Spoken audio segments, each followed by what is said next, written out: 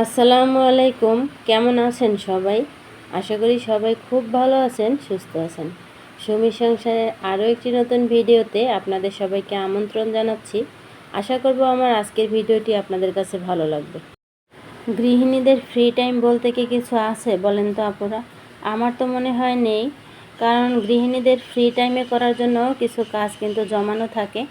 এই যেমন এখন আমি করছি, এখন আমার ফ্রি টাইম, আমার রান্না বাড়া শেষ হয়ে গেছে আর বাচ্চারাও কেউ বাসায় নেই। ছেলে চলে গেছে স্কুলে আর মেয়ে বাবাকে নিয়ে গিয়েছে কলেজে ভর্তি হওয়ার জন্য। তো এখন হাতে একদমই কোনো কাজ ছিল না। তো এই ফ্রি টাইমে আমি এই শুকনো মরিচের ডাঁটাগুলো ফেলে দিলাম, এতে করে জারে রাখতে কিন্তু একটু সুবিধা হবে, জারে ধরবে বেশি আর কি। এই কাজটা করতে করতেই আমার মেয়ে কিন্তু কলেজ থেকে বাসায় চলে এসেছে।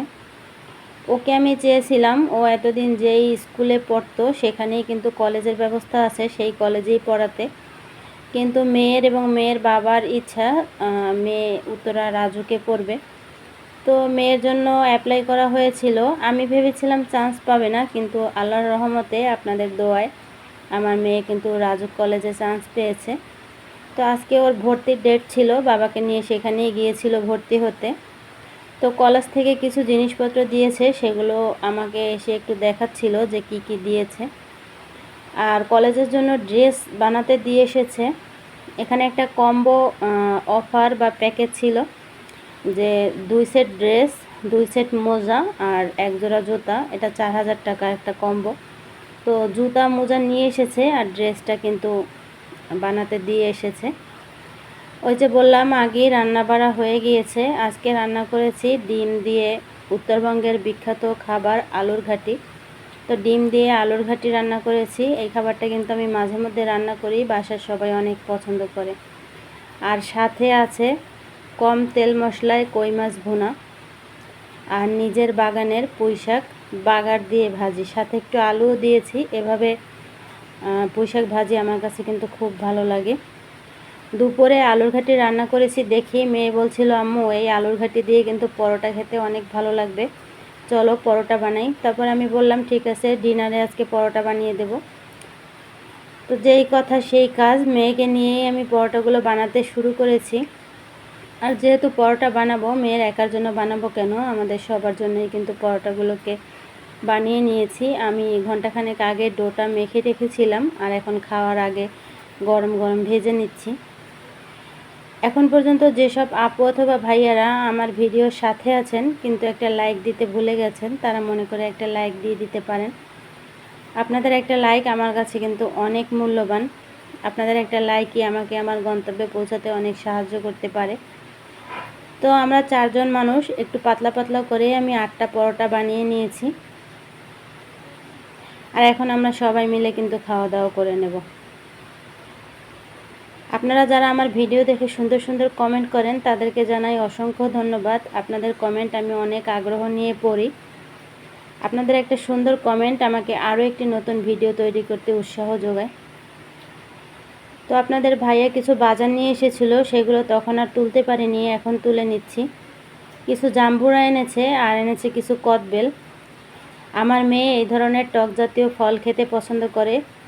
আমরা, চালতা, তারপরে পেয়ারা আর জাম্বুরা, কদবেল, এগুলো ছাড়া কিন্তু সে তেমন কোনো ফল খায় না। কদবেলগুলোকে পলিথিনে পেঁচিয়ে রেখেছি, কারণ ওগুলোকে ফ্রিজে রেখে দেবো। কদবেলগুলো একদম পাকা, বাইরে রাখলে কিন্তু নষ্ট হয়ে যাবে, কারণ চারটা তো সে একবারে খেতে পারবে না।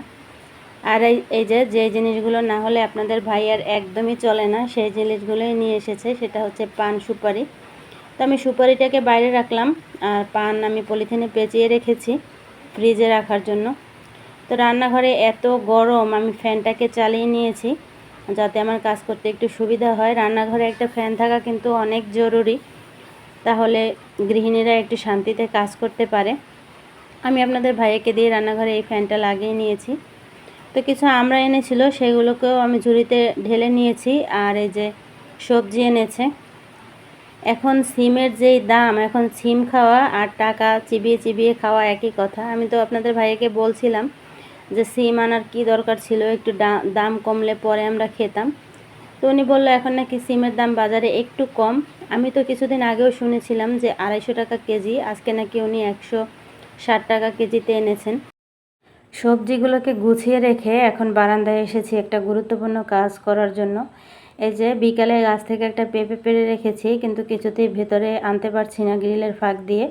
এখন এই যে একটা শপিং ব্যাগের মধ্যে একটা লম্বা রশি বেঁধে নিয়েছি, এটা বাঁধা ছিল আগে থেকেই। এখন এই শপিং ব্যাগের মধ্যে পেঁপেটাকে দিয়ে এখন রশিটাকে নিচে ছেড়ে দিচ্ছে আমার মেয়ে। আর আমি আর আমার মেয়ে এখন নিচে যাচ্ছি পেঁপেটা আনার জন্য। তো নিচে যেহেতু নেমেছি, তো সারাদিন যে ময়লাগুলো জমেছিল সেগুলো নিয়ে নেমেছি ফেলে দেওয়ার জন্য। আর এই যে ছেলের বারান্দা দিয়ে কিন্তু এই যে পেঁপের ব্যাগটা ছেড়েছি, এখন পেঁপেটা নিয়ে বাসায় যাব। এই ব্যাগটা না এরকম রশি দিয়ে সবসময় রেডি করা থাকে, কারণ রাত্রে যদি আমরা তাড়াতাড়ি গেটে তালা দিয়ে দিই আর তারপরে যদি কেউ নিচ থেকে কিছু দেওয়ার প্রয়োজন হয়, তখন আমরা এই ব্যাগটা নিচে রশি দিয়ে ছেড়ে তারপরে জিনিসপত্র তুলি সেজন্য। তো আজকে ব্যাগটা থাকাতে পেঁপেটাকে আমরা অক্ষত একদম ঘরে আনতে পেরেছি। আর এই যে উপরে এসে ব্যাগটাকে এখন গুছিয়ে সুন্দর মতন রেখে দেবো, কারণ এটা আমাদের বিপদের বন্ধু। আজকের ভিডিওটি আমি এই পর্যন্তই রাখছি। সবাই ভালো থাকবেন। আল্লাহ হাফেজ।